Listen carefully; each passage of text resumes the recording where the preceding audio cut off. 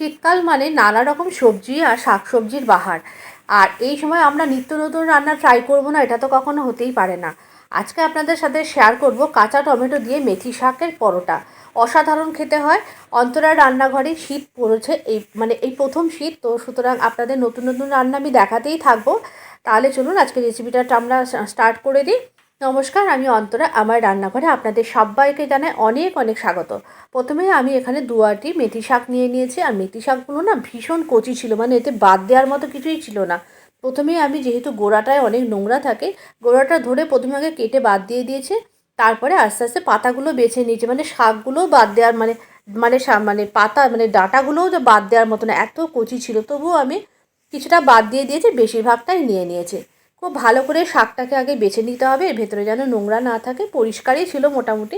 তারপরে খুব ভালো করে জল দিয়ে আমি ধুয়ে একটা স্ট্রেনারে একটু জলটা ঝরিয়ে নিয়েছি। তারপরে খুব ভালো করে কুচিয়ে নিয়েছি, মানে খুব মিহি করে কুচানোর প্রয়োজন নেই, মোটামুটি একটু রাফলি চপ করে নিয়েছি।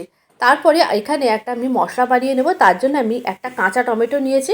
কাঁচা টমেটো দিয়ে মেথি শাকের পরোটা অসম্ভব ভালো লাগে, একবার করে দেখবেন। কাঁচা টমেটো নিয়েছি, কিছুটা কাঁচা লঙ্কা নিয়েছি, আর একটু নিয়েছি আদা। আমি এখানে কোনো রসুন বা পেঁয়াজের ব্যবহার করব না। সমস্ত কিছু ভালো করে ধুয়ে নিয়ে এগুলোকে মিক্সিতে দিয়ে একদম একটা মিহি পেস্ট করে নেব।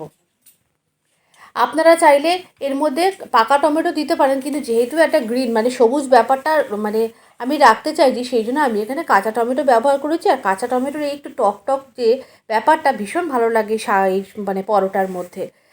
ভালো করে টমেটোটা আর লঙ্কা আদাটা ভালো করে পেস্ট করে নিয়েছি।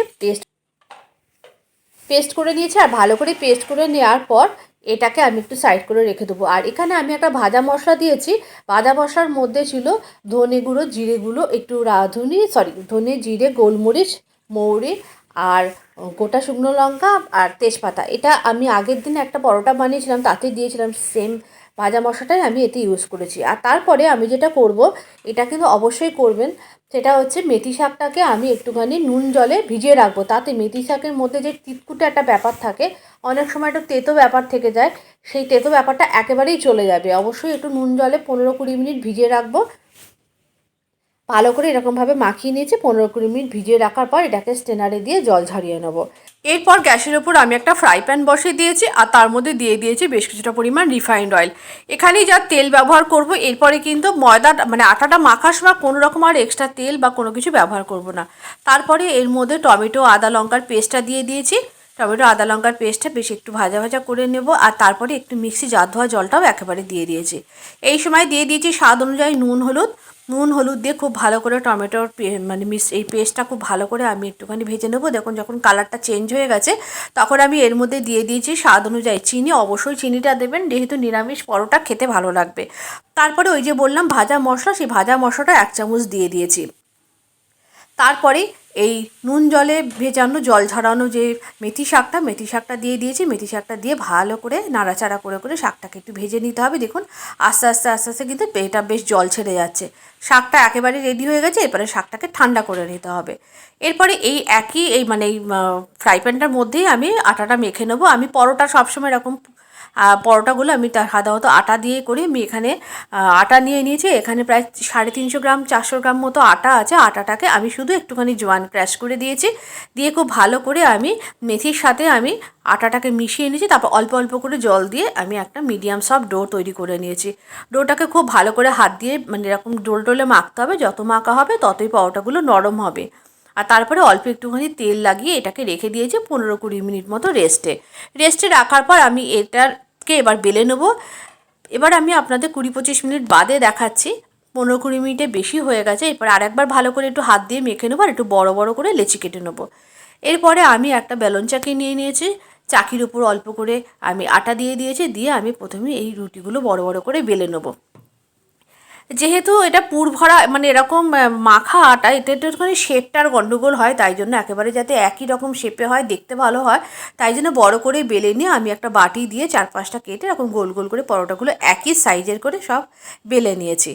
প্রথমে পরোটাগুলো যতগুলো ভাজবো আগে প্রথমে বেলে নিয়েছি, তাহলে কি ভাজতে সুবিধা হবে। এরকম করে দেখুন আরও একটা দেখিয়ে দিচ্ছি। ঠিক এরকম করে বাটি দিয়ে কেটে আমি একদম গোল গোল পরোটাগুলোকে বেলে নিয়েছি। আর এরকমভাবে মাখা রেডি থাকলে খাওয়ার আগে মানে ফটাফট ভেজে নিলে একেবারে গরম গরম মেথি পরোটা কিন্তু রেডি হয়ে যায়। সুন্দর করে সমস্ত পরোটা বেলা হয়ে গেছে। এরপরে গ্যাসের উপর একটা তাওয়া বসিয়ে দিয়েছি। তাওয়াটা ভালো মতো গরম হয়ে গেলে আমি এরপরে এই পরোটাগুলো উল্টে পাল্টে প্রথমে লাল একটুখানি এই পিঠোপুটগুলো সেঁকে নেব, তারপরে অল্প করে তেল দিয়ে আমি পরোটাগুলো ভেজে নিয়েছি। আপনারা চাইলে এই সময় বাটার দিয়েও ভাজতে পারেন, ঘি দিয়েও ভাজতে পারেন। ঘি দিয়ে ভাজলে তো কথাই নেই, আরও সুন্দর লাগবে, মানে ফ্লেভারটা আরও ভালো আসবে। দেখুন এইভাবে বেশ লাল লাল করে পরোটাগুলো সুন্দর করে ভেজে নিয়েছি। ভেজে নেওয়ার পর একে একে করে পরোটাগুলো সব ভেজে তুলে নিয়েছি। এরপরে আপনাদেরকে আমি সুন্দর করে এটাকে সাজিয়ে দেখাচ্ছি। পরোটাগুলো এতটাই সুন্দর মানে সফট হয়েছিল, মানে শুধু মুখে এই পরোটা খাওয়া যায়। এই পরোটার সাথে আপনারা যদি মনে করেন যে কোনো ধরনের চাটনি, ধনেপাতার চাটনি, এখন তো শীতকাল, বা তেঁতুলের চাটনি, যে কোনো চাটনি আপনারা খেতে পারেন। আমি এর সঙ্গে পালং পনির করেছিলাম, পালং পনিরের রেসিপিটা আপনাদের সাথে পরে ভিডিওতে শেয়ার করব।